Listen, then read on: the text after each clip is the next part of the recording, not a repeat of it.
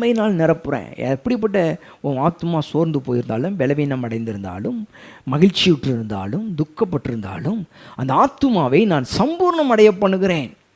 எல்லா விதத்திலையும் அற்புதமான வழிகாட்டுதலின்படி, என்னுடைய வார்த்தையின்படி அதை நிரப்பி அதை நடத்துவேன்.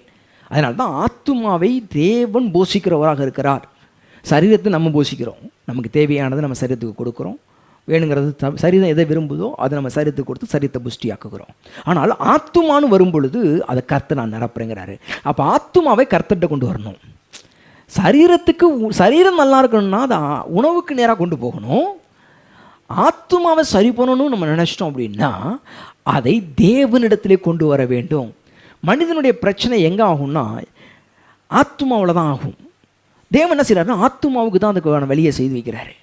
ஆத்துமா ரொம்ப முக்கியமானதாக இருக்குது. ஆத்துமா எப்படிப்பட்ட காரியங்களை கற்றுக்கொள்ளணும்